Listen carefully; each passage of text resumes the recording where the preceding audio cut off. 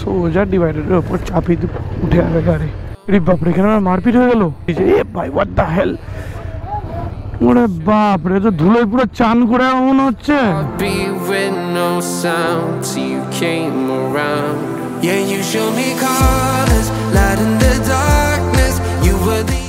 Hello, welcome back to channel. এখন কেটে দিন অ্যাবসলিউটলি ফাইন।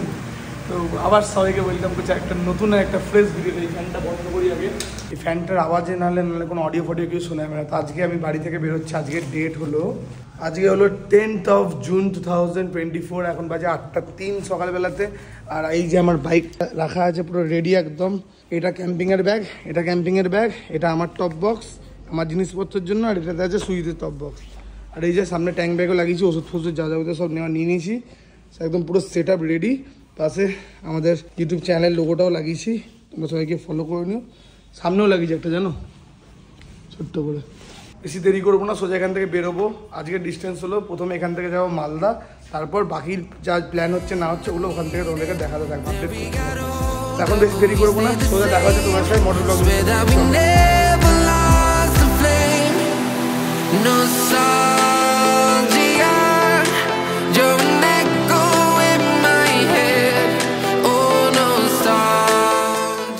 তো সবাই দেখতে পাচ্ছে অ্যাজ ইউজুয়াল চলে এসেছি আমাদের বাইপাস রাস্তাতে।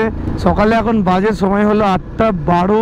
প্রথমে যেতে হবে আমাকে, বাইক একটু অল্প করে তেল ভরাতে হবে, এখানে মালদা অব্দি আমাকে পৌঁছাতে হবে অ্যাটলিস্ট। গাড়িতে রেঞ্জ দেখাচ্ছে মাত্র 65 কিলোমিটার। আর এই কি সুন্দর রাস্তাটা, আর ওয়েদারটাও খুব সুন্দর হয়ে আছে আপাতত। তাই তো মনে হচ্ছে পরে কি হবে সেটা জানা যাবে। এখন 33 ডিগ্রি টেম্পারেচার। আর আজকে আমি কভার করবো, এখন অ্যাটলিস্ট আমি কভার করবো হলো 130 কিলোমিটার, বহরমপুর টু মালদা। একটা এক্সট্রা ব্যাগ নিয়েছি, দেখালাম তোমাদেরকে এক্সট্রা ব্যাগটা কেন নিয়েছি, আর মালদায় আমি গিয়ে কি করছি না করছি সমস্ত কিছু তোমরা দেখতে হলে, জানতে হলে চ্যানেলটাকে সাবস্ক্রাইব করে রাখো আর এই ব্লগটাকে পুরো দেখতে থাকো। কেন কি এই যে সিরিজটা হতে চলেছে এটা আলটিমেট সিরিজ হতে চলেছে।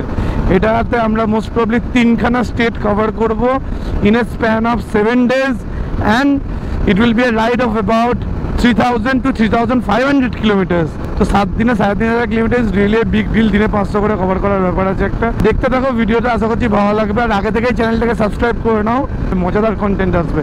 আর এক্সট্রিম জায়গাতে যাবো, এক্সট্রিম জায়গাতে ক্যাম্পিং ট্যাম্পিং সব কিছু করবো। মারাত্মক হতে চলেছে, মারাত্মক। দেখতে হলে স্টে টিউন।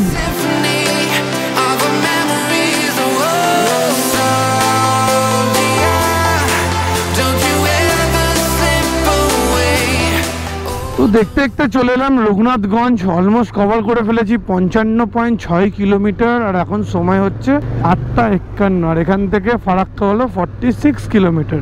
তো রাস্তা মোটামুটি খুব সুন্দর রাস্তা, 120-30 আরামসে ক্রুজ করা যাচ্ছে। দারুণ রাস্তা। আর ওয়েদারটা আস্তে আস্তে গরম হচ্ছে, যত সময় বাড়ছে টাইম বাড়ছে ওয়েদার গরম হচ্ছে, আর আমার ফাটছে আস্তে আস্তে। Ride with Pavel. এটা 19 সব মিলিয়ে লাগিয়ে টাকিয়ে জিনিসপত্র লাগিয়ে 19 লাখ। বাইকের শখ, এখন 4 চাকা নিয়ে কি করবো। আসি তাহলে, থ্যাংক ইউ স্যার। আসলে এখানে একটু দাঁড়িয়েছিলাম, খুব গরম লাগছিল। টাটা গ্লুকোজ খেলাম, 2 গ্লাস টাটা গ্লুকোজ খেলাম ঠান্ডা ঠান্ডা। বেরোনোর সময় পুলিশের গাড়িটা এসে দাঁড়ালো, দিয়ে স্যাররা বেরোলো, জিজ্ঞেস করছে কোথায় যাচ্ছ, কত দূর যাবে। 77 কিলোমিটার চালিয়ে ফেলেছি। আর এখন 9:18 সময়। একটা হাই স্পিড মেনটেন করতে পারছি না, কেন কি গ্রামগঞ্জের রাস্তা যে রেটে গরম পড়েছে আর কি। এই সকাল সকালের দিকে সব লোকেরা সব কাজ সেরে নিচ্ছে, দুপুরবেলার লোকজন থাকে না সেরকম ভাবে। তাই জন্য রাস্তায় একটু ট্রাফিকটা আছে মোটামুটি, লোকজন বাইক সাইকেল স্কুটি, হ্যাঁ, তারপর টেম্পোগুলো, টোটো ফোটো অনেক কিছুই চলছে। লোকজন এদিক ওদিক রাস্তা পার করছে। হ্যাঁ, তো ওই জন্য সেরকম হাই স্পিড মেনটেন করা যাচ্ছে না। এটাই তো বুঝতে পারছি এই রাস্তাটা এত জ্যাম কেন। ও বাবা, রাস্তা থেকে সামনে থেকে রাস্তা বন্ধ, রিস্ক নিতে পারছি না। এখানে তুলে দেবো ভাবছি। পিছনে গাড়ি আছে, গাড়ি আছে বাবা। সোজা ডিভাইডারের ওপর চাপিয়ে উঠে যাবে গাড়ি। যে তুলে নিয়েছি ওই পাশে নামাবো। ওরা আগে থেকেই জানতো, তাই ওরা ওদিক দিয়ে বেরিয়ে গেছে। আমারই ভুল হয়ে গেল, বলতে পারতো পুলিশওয়ালা দাদা। এই জন্য ভালো লাগে না, ফালতু ফালতু ডিভাইডারের ওপর দিয়ে চাপিয়ে নামাতে হলো। তবে বাসটা এত স্পিডে আসছিল, প্রথমে দেখিনি, ভাগ্যিস হর্নটা মারলো। আর এই যে আমবাগান চালু হয়ে গেছে, ডান পাশে দেখছো কত আমবাগান, দূর দূর অব্দি আমবাগানই দেখা যাচ্ছে। চলো ফারাক্কা, এটা ফারাক্কার জ্যাম। ফারাক্কা ব্যারেজ এসে গেছে, সামনেই ফারাক্কা ব্যারেজ। জ্যামটা হলো চিহ্ন, ফারাক্কা ব্যারেজ পৌঁছে গেছি আমরা। 2-3 কিলোমিটার বাকি আছে। আগে থেকে এরকম জ্যাম লেগে থাকে, মারাত্মক জ্যাম। দেখছো তোমরা জ্যামটা, একবার দেখো কতটা লম্বা জ্যাম। সব লরি ফরিরই জ্যাম। এবার যদি কোনো প্রাইভেট গাড়ি ভুল করে এই জ্যামের মধ্যে ফেঁসে গেল, তার ভাগ্য সবচেয়ে খারাপ। এখানে কি এই জ্যাম তোমরা মানে এখন 3-4 কিলোমিটার লম্বা এরকম জ্যাম, ভাবা যায় এত জ্যাম কেন করে, কে জানে আরো জ্যাম হয় কেন, কে জানে। তো রং সাইড দিয়ে বাস ফাস আর প্রাইভেট গাড়িগুলো এই পাশ দিয়ে ছেড়ে দিচ্ছে, আমি যেদিক দিয়ে যাচ্ছি। এদিকে একটা লাইন, ওদিকে লাইন, ওদিকে লাইন, বাপ রে বাপ। এ তো কতক্ষণে পার করবো এই জায়গাটা, আমি তো ভেবে পাচ্ছি না। কিছু গন্ডগোল হয়েছে নাকি ফারাক্কা ব্যারেজে, কে জানে। আর যে লেভেলে হিট ছাড়ছে, খুব কষ্টকর ব্যাপার দিনের বেলা রাইড করাই গরমের মধ্যে। ওরে বাপ রে, সামনে অবধি তো পুরো জ্যাম অবস্থা রে ভাই। যাবোটা কোন দিক দিয়ে, সাংঘাতিক। ওদিকেও জ্যাম পুরো, এদিকেও জ্যাম পুরো, ওদিক এদিক দুদিকে জ্যাম। রে বাপরে, এখানে আমার মারপিট হয়ে গেল। কি হলো কেসটা? এরপরে বাস ফাস, বাপরে লোহার শাবল লোকে মারতে যাচ্ছে, কাঁচ ফাঁচ ভেঙে দিয়েছে। এ ভাই, what the hell, what the hell man. Road rage, পিছনে মেরে দিয়েছে মনে হয় কাউকে। বাপরে বাপরে বাপরে, ক্রেজি। এর জন্য আরো জ্যাম লেগে আছে, মাঝখানে দাঁড়িয়ে ঝামেলা করছে ওরা। ওরে বাপরে, তো ধুলোয় পুরো চান করে মনে হচ্ছে। সামনে তো আমি কিছু দেখতেই পাচ্ছি না, কি আছে না আছে। একটা গাড়ি অবধি দেখা যাচ্ছে না। ওর বাপরে, গাড়িটা দাঁড়িয়ে আছে সেটাও বোঝা যাচ্ছে না। বাপরে, মারাত্মক ধুলো তো। কি কেস, কে না ফারাক্কার আগে এতক্ষণের জ্যাম লেগে গেল কেন, ভাবি গেলাম পুরো। ওরে বাপরে, কি দেখা যাচ্ছে না আবার। বাপরে, এত ধুলো, ক্রেজি। এই বিখ্যাত ফারাক্কা ব্যারেজ অবধি পৌঁছানো আমার সারা জীবন মনে থাকবে। বাপরে, পৌঁছে তো গেছি। এই যে ফারাক্কা ব্যারেজ, তাই ঠান্ডা ঠান্ডা হাওয়া দিচ্ছে। এবার অনেক জল আছে, আসলে বর্ষার সময় প্রচুর জল। ওই দিকে একটা নতুন ব্রিজও তৈরি হচ্ছে। এই ব্রিজটার অবস্থা খুব একটা ভালো না নাকি শুনেছি, তো না একটা নতুন ব্রিজ তৈরি করছে ওদিকে। আর এই পাশে রেল লাইনও আছে, ট্রেনের লাইন যায় এখান দিয়ে। বাপরে, এই ব্রিজেও তো পুরো জ্যাম। তো অবস্থা খারাপ করে দিল আজকে এটুকু যেতে। এই ফারাক্কা ব্যারেজের উপর দিয়ে তুলে দিই, উপর দিয়ে তুলে দিলে তাও অ্যাটলিস্ট যেতে পারবো। নিচ দিয়ে তো অবস্থা এতটাই খারাপ, এতটাই ট্রাফিক যে যাওয়ার মতো নাই। তাই উপরে তুলে, বাইকটা তুললো দেখলাম, ওর দেখা দেখি আমিও তুলে দিলাম হালকা করে। যেখানে দরকার হবে নামিয়ে দেবো, যেখানে দরকার হবে তুলে নেবো, কি আছে। অ্যাডভেঞ্চার গাড়ি থাকার কিছু তো ফায়দা উঠাতে হবে ভাই, এটাই হলো সেই ফায়দা। যাই হোক, ব্যারেজটা পার করলে আর 30 কিলোমিটার 35 কিলোমিটার মতো রাস্তা আছে, মালদা পৌঁছে যাবে। বাইকের তেল একদম শেষ এই ট্রাফিকের মধ্যে। অলরেডি 10টা বেজে গেল, 2 ঘন্টা পার হয়ে গেল, ভাবা যায় এই জ্যামের মধ্যে। মোটামুটি 1/2 ঘন্টা 45 মিনিট ধরে জ্যামের মধ্যে দাঁড়িয়ে আছি। ক্রেজি। উপর যাবো না নামিয়ে দেবো নিচে? নামিয়ে দেবো, নামিয়ে দিই, নামিয়ে দিলাম। কাকা বলছে আসতে যাও, আসতেই যাচ্ছি কাকা, তুমি কি বুঝবে অ্যাডভেঞ্চার গাড়ির মজা কি।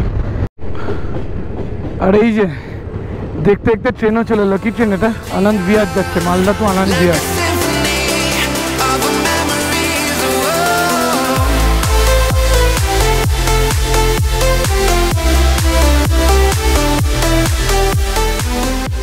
গরমে তো নাজেহাল অবস্থা।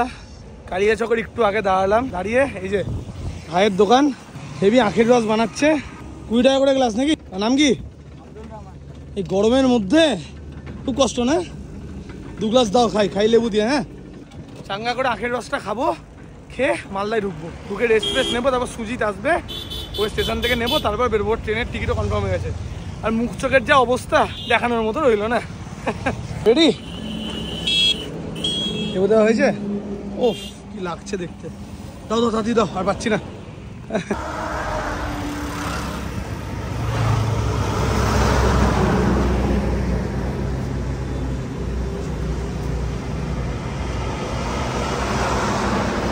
দারুণ দারুণ, ওফ হেভি।